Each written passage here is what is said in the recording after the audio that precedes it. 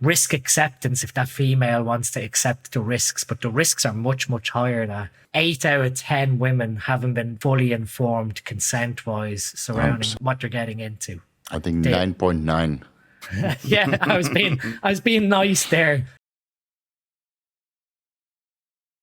Your neurons have what's called like a gated voltage, and I've spoke about this before. And for your nerve to fire, it has to reach this excitation potential voltage.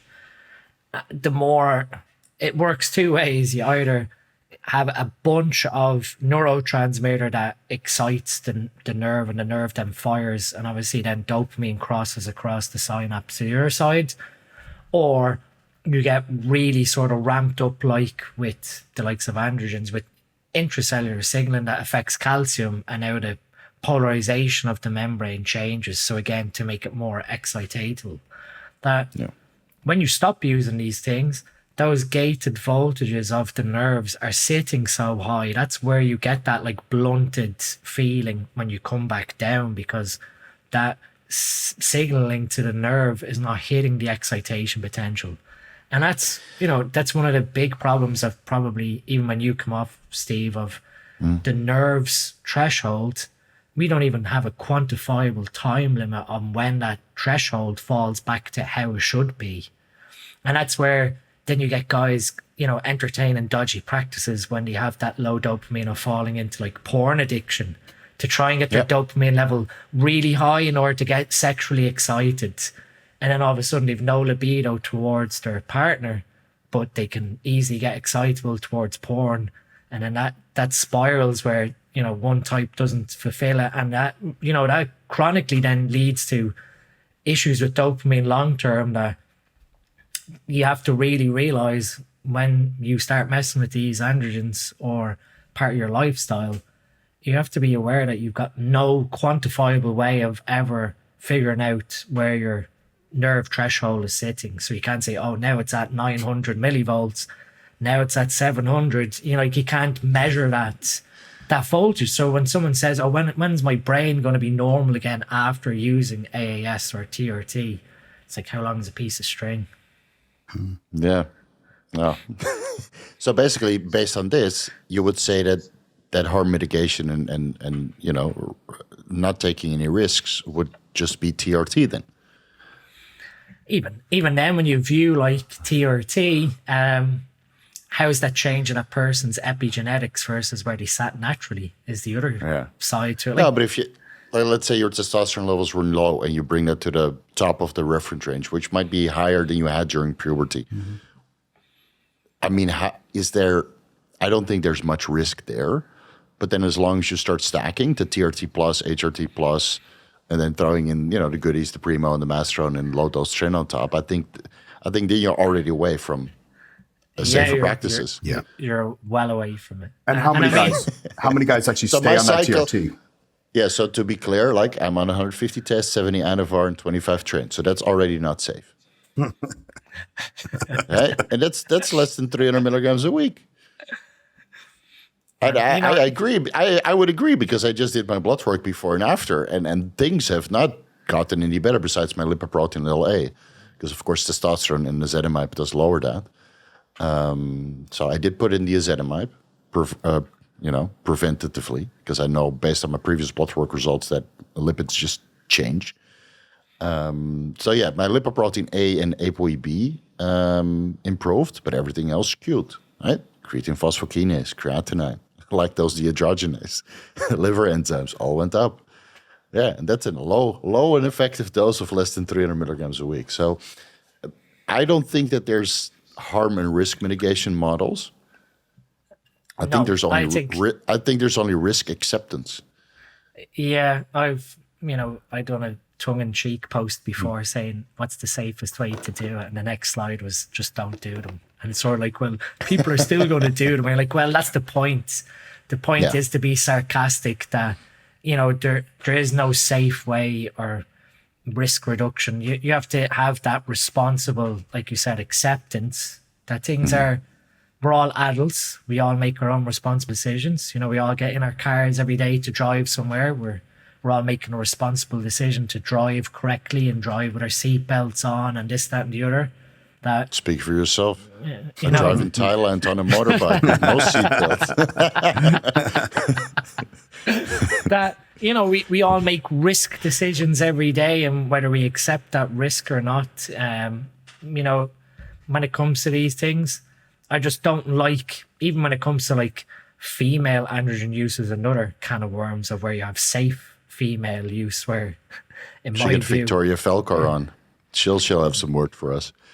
you know, there's no, not even like, okay, yeah, maybe risk acceptance if that female wants to accept the risks, but the risks are much, much higher. That I'd take a guess and say probably 8 out of 10 women haven't been fully informed consent-wise surrounding 100%. what they're getting into.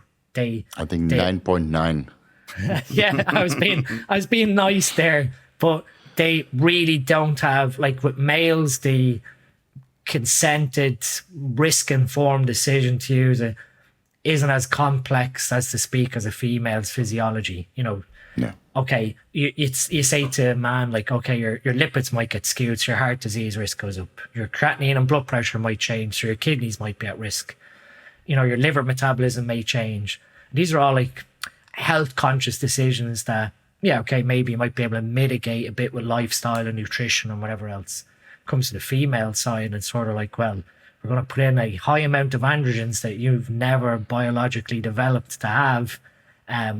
Good luck and where they're going to go and what effect they're going to have. Because again, you can still say, oh, heart disease risk, kidney risks, Yeah. liver disease, but now you've got like the androgenic sides of them once female physiology changes post-use. That's another kind of worms of how do you pick up the pieces there when there's irreversible damage done to the female physiology reproductively. You know what makes it even worse? These studies that say that there's no virilization on 300 milligrams mastestrone per week. All funded by Syntex, baby. Yeah. And what was the max? I don't remember off the top of my head. What was the FDA actual? 2,800 milligrams oral dromostanolone per week. Can you imagine? Yeah. No virilization. No, none. Safe, very And safe. Same with the Anavar studies. No virilization. None. And of course, later on, they do recognize virilization when they use it in Turner syndrome or Klinefelter, something like that. Of course, in what's Klinefelter is for men, right? Turner is for women, if I remember correctly. So they do recognize that there's some virilizing or androgenic effects in these kids then when they go through puberty later in life. But that's only in retrospective studies. So this is why sometimes I feel the scientific evidence is severely lacking and a little bit biased towards the medication and not the patient.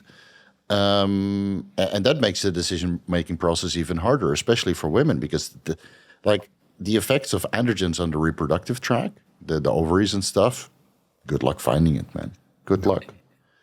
No, and a lot of those studies were removed. If you've ever seen the original nandrolone stuff that they were doing, right? We talked about the original trenbolone. I mean, there's a reason why they've been removed. Yeah. Yeah, I hope those ever surface, though. I would love to read them. Oh, we can.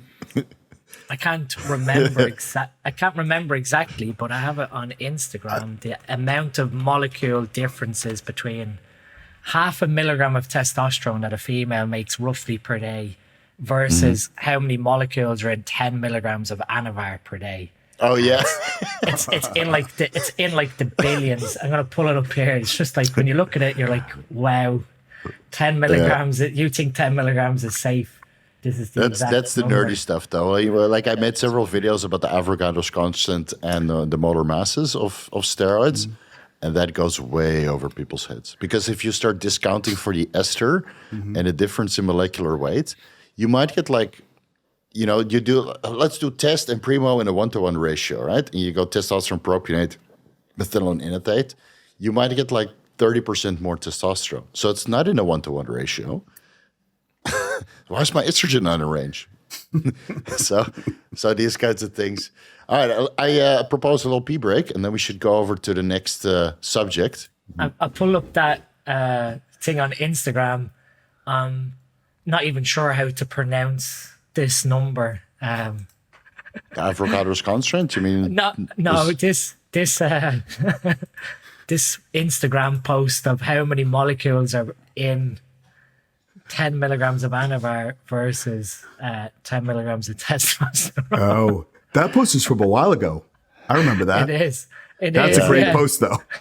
That's a Googleplex. I think it's like 10 quintillion or something. I'm not even sure of. Once you go beyond. I think it's quintillion. Yeah. Because for like 10 or 20 milligrams, I remember using the quintillion amount as well. That's like, Steve, in your video you did years ago on the Primo versus Masteron. One of your first ones when you did that. Yeah, one of the first making the comparison videos. Which is funny because looking back at it, you specifically said at the end, you're like, who would want to run a Primo only cycle? And he said, I would. And then he said, who would run a Masteron only cycle? You're like, I wouldn't.